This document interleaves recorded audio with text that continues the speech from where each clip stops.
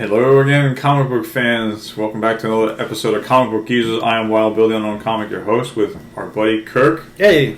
What's going on, Kirk? Well, we were talking about things to do for a show, and I found two books recently that are just so weird, and I thought it's kind of cool because they're not books that you normally see or talk about. So we're going to call this episode Kirk's Random Finds? Yeah. Okay. Because out in the wild, man. Okay. I like a lot of... I read stuff about comic history. I look at stuff. And I'm always looking for those odd find books. The obscure things that we've never heard of. Yeah, basically. Somebody will mention something to me. And then luckily with the internet, you can look anything up. So what do you got here today for us? We're going to start with Mr. A. I just got this. Mr. A. Okay. Yeah. Now, I see the name Ditko up there. Steve Ditko? Yeah, it's Steve Ditko. Okay. Let me move that up a little closer so you can get a piece of that. This is from the 70s. I just got this. If you look at this, it's kind of a weird book. This character was created by Steve Ditko around the same time he created The Question. The Question was something that he did for Charlton Comics, so they owned the rights to it. So when they sold all their superhero books over to DC, they acquired The Question. He created Mr. A as a character similar to The Question without a comic code. Like, this character supposedly kills, does all that stuff. I have a question. All right, get in here. Did The Question come first before Mr. A? They were literally created. You know what? I did the research at the same time. They're actually same year, 1967, the year I was born. Okay. All right. Sorry, I didn't mean to throw you off. No. It was a good question because I was actually looking at it. And actually, this character was, and The Question was what Rorschach of The Watchmen was based on. Okay. So, and I did a little research into that too because I was wondering if Alan Moore was more interested when he did The Watchmen. Was he basing that character after Mr. A or The Question? But it turns out he actually knew about Mr. A as well. So Mr. A came a little bit later, or they're parallel. You're saying they're parallel. Okay. They're parallel. They're also similar in a lot of ways. You're saying. Yeah, I mean, because you can see like Mr. A wears a hat, just similar like the classic Question. It's a very nondescript face, same superpowers, basically a good fighter. Wears a little body armor because even though it's a suit, it's supposed to be like body armor. I haven't even read this. Okay. The year of this is 1975. This is one of the later books. Again, I've been looking to get some of these, but they're a real challenge to get. When I do find them, they're usually $150, $200, and I'm kind of like in bad shape too, probably. Right? Well, beat up. And you know what? Sometimes too, I haven't read enough of these to know if I really want to drop $150, $200 that's a big on price that. Tag. So this one cost me $10. So I was like, you know what? I'll do $10 and try to figure out whether I like it. I haven't even read it yet. That's not bad for 1975. No. As I said, and you look at this. This is actually a pretty sweet condition. The guy I bought it off seemed to have had a box of these. So really? He was selling them for $10 a pop. Wow. So couldn't beat that. And so we'll catch it. We'll see what happens with it.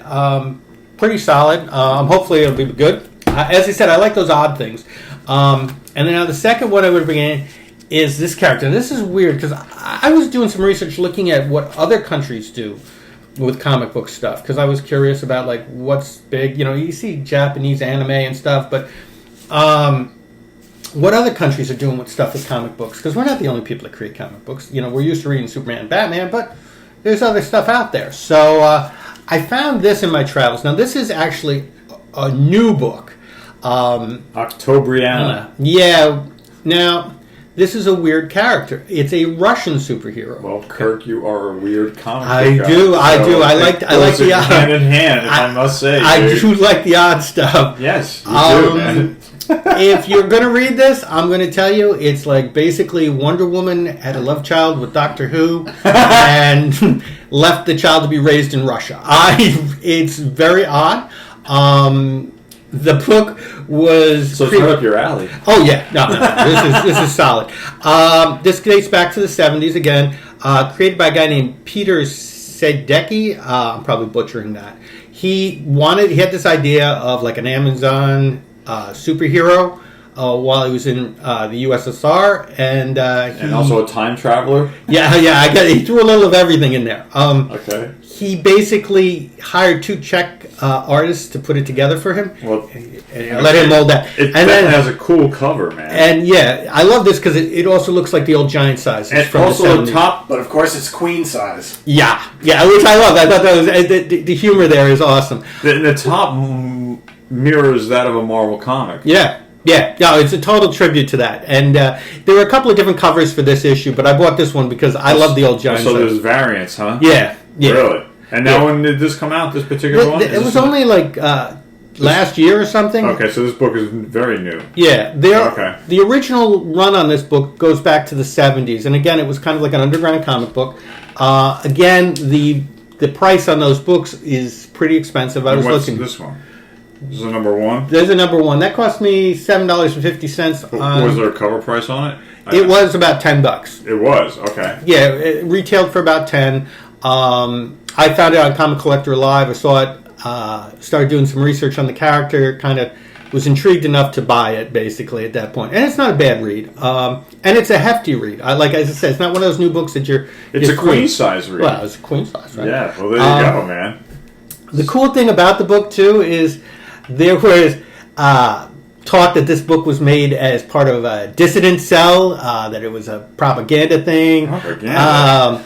There is no copyright on this character, so anyone can print this. Anybody can write a story about this character. Really? So it's kind of a Who weird. would want to copy this? I don't know. It's. So is there a lot of hack and slash going on here? Or is she shooting people? She's shooting people, beating up people. Not a lot of gore. Okay. At least not in this issue. I didn't read the underground stuff. That I'm looking for the older stuff. As I said, it's hard to find. It's on eBay and stuff, but again, you're dropping $100, $200 a book. And so to get a cheap reprint is a cheaper way to go, a safer way to test the waters, right? Exactly, because if you're not in love with the character, I can't see dropping $200 on it. The character's kind of interesting too. Like Billy Idol was a huge fan of this character, and he tried to push for a movie to be made. There's been talk of a movie. There's been talk of all this weird stuff with it. It just never happened. It hasn't happened yet. Okay. You never know, because nowadays it seems like any maybe comic in October. October. I don't know. Of what year we don't know, but keep dreaming. But it's that's cool. pretty wild. I mean, you come up with some of the weirdest stuff, and this is right.